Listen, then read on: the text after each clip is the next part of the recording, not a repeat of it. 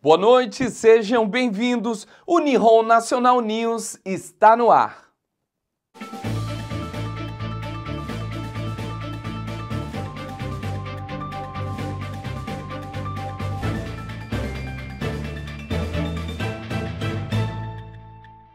Na edição desta segunda-feira, você fica sabendo sobre tudo o que está acontecendo no Japão, no Brasil e no mundo. O nosso jornal começa agora.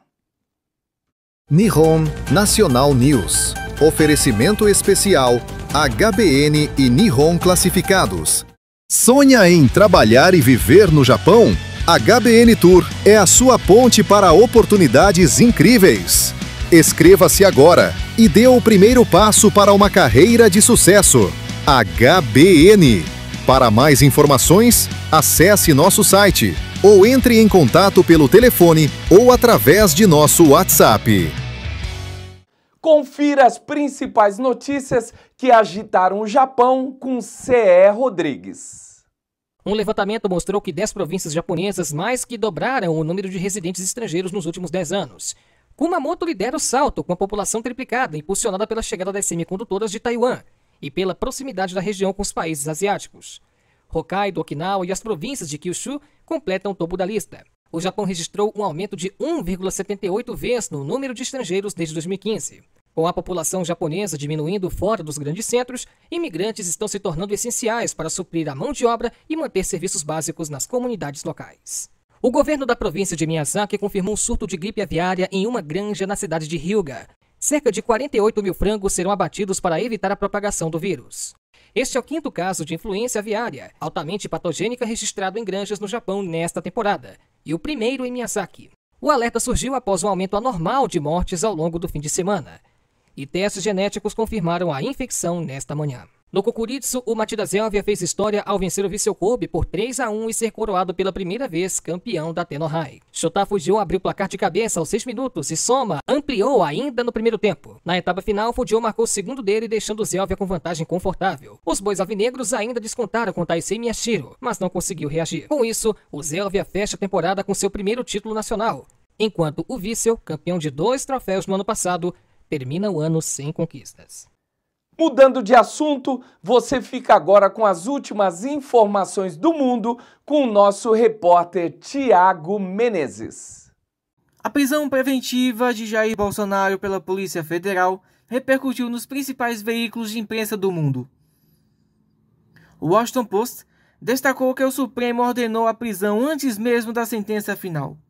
Já o Le Monde afirmou que Bolsonaro foi detido após condenação por tentativa de golpe e riscos de fuga.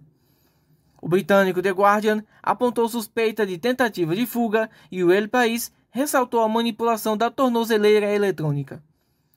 Publicações dos Estados Unidos, França, Portugal e Espanha também acompanharam o caso, reforçando a forte atenção internacional ao episódio que marca um novo capítulo na crise política brasileira.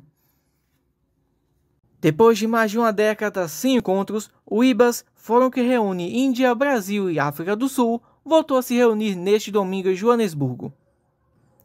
O presidente Lula, ao lado de Cyril Ramaphosa e Narendra Modi, defendeu o fortalecimento do Sul global e a autonomia dos países emergentes. Lula destacou temas como acesso a medicamentos, direitos humanos, igualdade de gênero e combate ao extremismo. O presidente também afirmou que o grupo tem potencial para liderar debates globais sobre governança digital e inteligência artificial. A reunião ocorreu paralelamente à cúpula do G20, onde Lula voltou a criticar o protecionismo e pediu foco no combate às desigualdades e aos conflitos internacionais. O presidente dos Estados Unidos, Donald Trump, adotou um tom evasivo ao comentar a prisão preventiva de Jair Bolsonaro. Antes de embarcar em Maryland, Trump afirmou não saber detalhes e classificou o caso apenas como, abre aspas, uma pena, fecha aspas. A reação discreta contrasta com o forte apoio que ele vinha dando a Bolsonaro ao longo do ano, incluindo críticas ao ministro Alexandre de Moraes e ameaças de sanções ao Brasil. Trump também disse ter conversado, abre aspas, na noite anterior, fecha aspas, com o cavalheiro citado, sem esclarecer se ele se referia a Lula ou a Bolsonaro. A mudança de postura ocorre justamente após o anúncio da retirada parcial das tarifas ao Brasil, reforçando o impacto político do episódio. Companhias aéreas internacionais cancelaram voos que partiriam de Caracas após um alerta dos Estados Unidos sobre riscos no espaço aéreo venezuelano. Gol, Avianca, TAP e Iberia suspenderam operações, enquanto a FAA aponta a deterioração da segurança e o aumento da atividade militar na região. O alerta coincide com a preparação de uma nova fase de operações americanas contra o governo Maduro, incluindo possíveis ações clandestinas e reforço militar no Caribe. Washington acusa o regime de envolvimento com o narcotráfico, enquanto a Venezuela fala em resistência prolongada caso haja intervenção. A tensão geopolítica cresce e afeta diretamente o transporte aéreo no país. Vamos falar sobre cultura? Confira os destaques da nossa agenda.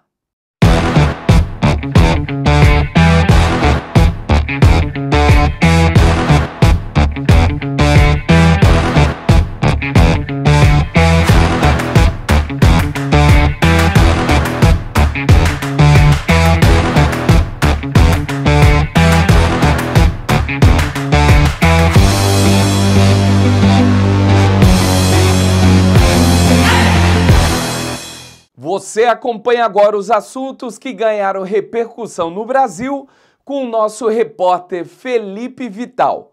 É com você, Felipe. A Polícia Federal prendeu o ex-presidente Jair Bolsonaro neste último sábado em sua casa, no Jardim Botânico, em Brasília. A prisão preventiva foi solicitada pela própria PF e autorizada pelo ministro Alexandre de Moraes do Supremo Tribunal Federal. A decisão determina que a ação fosse feita sem algemas e sem exposição pública, em respeito ao cargo anteriormente ocupado. Bolsonaro deixou sua residência no início da manhã e foi levado à superintendência da PF, depois de passar por exame de corpo de delito no Instituto Nacional de Criminalística. A ordem judicial menciona que ele teria tentado romper a tornozeleira eletrônica pouco antes da meia-noite, o que gerou um alerta no sistema de monitoramento. Ele admitiu ter usado ferro de solda em sua tornozeleira por curiosidade. Equipes posicionadas perto da casa fizeram contato imediato com o ex-presidente, que cumpria medida cautelar em regime domiciliar. Segundo fontes da PF, o pedido de prisão preventiva também considerou uma vigília convocada pelo senador Flávio Bolsonaro, que poderia gerar tumulto e atrapalhar o cumprimento da decisão. O caso agora segue sob análise do STF e da Polícia Federal. A Polícia Civil investiga um caso grave de tortura contra uma adolescente de 16 anos, que vivia a dois, mantida em condições desumanas no setor leste Vila Nova, em Goiânia. Segundo as primeiras informações, a jovem era mantida nos fundos da casa pela própria mãe e pelo padrasto, sem acesso à convivência social, com alimentação restrita e apresentando diversos ferimentos pelo corpo. O caso só foi descoberto porque durante a madrugada a adolescente conseguiu fugir e pedir ajuda a vizinhos, que entraram em contato com o pai. Ele viajou até Goiânia e acionou a polícia. Além da mãe e do padrasto, uma mulher que morava com a família também foi presa. A denúncia foi inicialmente atendida pela Delegacia Estadual da Mulher, mas a investigação ficará sob responsabilidade da Delegacia de Proteção à Criança e ao Adolescente. A vítima passou por exames no Instituto Médico Legal para avaliar as lesões e verificar se houve violência sexual. Antes disso, ela foi atendida no Hospital Estadual da Mulher, onde recebeu os primeiros cuidados médicos. Prepara o guarda-chuva, porque a Defesa Civil do Estado de São Paulo emitiu um alerta para a ocorrência de temporais em várias regiões paulistas até esta terça-feira. Segundo o órgão, a lenta passagem de um sistema meteorológico pela costa do Sudeste deve intensificar a formação de chuva forte, com raios, rajadas de vento e até mesmo a possibilidade de granizo. O cenário, claro, aumenta o risco de alagamentos, enchentes, enxurradas, além de deslizamentos de terra e ocorrências provocadas por ventos intensos. Diante da previsão, a Defesa Civil orienta que a população evite permanecer ou estacionar veículos perto de árvores de grande porte, placas e estruturas que possam cair. A recomendação também vale para praias, campos abertos e áreas descampadas durante as tempestades. Outra orientação é não usar aparelhos eletrônicos ligados na tomada e nunca atravessar áreas alagadas. Em regiões de risco geológico, os moradores devem ficar atentos a sinais de deslizamento, como rachaduras, postes inclinados e portas ou janelas que possam travar. Fique agora com as notícias mais relevantes da comunidade brasileira no Japão com a nossa repórter Franciele Tsutsumi. O humor tomou conta de Chita, província de Aitken, com a apresentação especial do humorista Matheus Ceará, que trouxe seu jeito irreverente e piadas do cotidiano, arrancando gargalhadas do público que lotou o evento. No palco, Matheus Ceará apresentou o espetáculo Aquelas Piadas no Japão, preparado especialmente para a comunidade brasileira que vive no arquipélago, com histórias do cotidiano, tiradas rápidas e situações que refletem a realidade do imigrante. Tira a Disney e põe o administrador da Donk aqui dentro. Imagina a Donk dentro da Disney. Você sai do brinquedo e tem Rolex. Né? Você vai numa montanha-russa, sai de lá, tem um sex shop no final do sex shop. O humorista arrancou gargalhadas do início ao fim.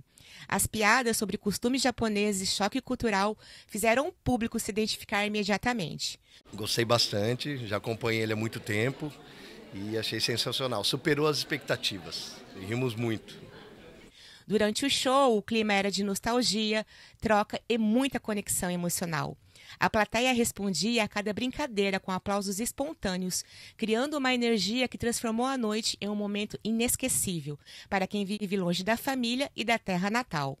O show em Chita faz parte da turnê oficial do humorista pelo Japão, que passará também por outras cidades nos próximos dias. A agenda tem movimentado os fãs e criado uma onda de entusiasmo entre os brasileiros que vivem no país, fortalecendo a presença da cultura brasileira e oferecendo momentos de descontração que fazem toda a diferença no dia a dia. Você vai ver o que é um paladar diferente. Eu falei, o que é? Ele falou, ramen. Ou o cara fez eu andar 30 horas de voo para levar para comer miojo, não, filha da puta. Matheus, o Japão sempre aparece em suas histórias, né? Sim. O Japão inspira o seu humor? Claro, porque o Japão é uma inspiração pra gente, né? A gente tem uns amigos que moram aqui, que nem o Luiz, e também tem as histórias que o pessoal pede pra gente contar. Sempre tem a piada do japonês, né? Como eu trabalho com piada, tem a piada da loira, tem a piada do japonês, tem a piada do bêbado, tem a piada de criança, tem todo tipo de piada. Muito obrigada. Obrigado. O Matheus Ceará está aqui na Nihon ITV, então clique você também. Nihon ITV, a TV que é minha, para você. E assim, entre risos, lembranças e muita interação, Matheus Ceará encerrou mais uma apresentação com aplausos calorosos. Uma noite que ficou marcada no coração de quem esteve presente e que reforça a importância de eventos culturais para manter viva a ligação dos brasileiros com suas raízes, mesmo do outro lado do mundo. Muito obrigado, gente. Um beijo no coração de vocês. Eu sou o Matheus Ceará. Até a próxima, se Deus quiser. Valeu! Fui! Boa! Valeu! No próximo domingo, dia 30 de novembro, a cidade de Toyohashi, em Aitken, vai se transformar em um pedacinho do Brasil. É o Toyohashi Brazilian Fest, uma grande festa de celebração da cultura brasileira no Japão. Das 12 horas até as 6h30 da noite, a praça em frente à estação sul de Toyohashi será palco de muita música, dança e alegria. O público vai poder curtir com apresentações de jiu-jitsu brasileiro, oficinas culturais e experimentar o melhor da gastronomia brasileira. Com entrada gratuita, a festa é aberta para toda a comunidade. Mais do que uma festa, Toyohashi Brazilian Fest é um convite à integração, à amizade e à celebração das raízes brasileiras no Japão. Agora nós gostaríamos de destacar quem faz o bem e transforma vidas. Vamos conhecer algumas ONGs que espalham esperança aqui pelo Japão. Esse é o Solidariedade Nihon ITV.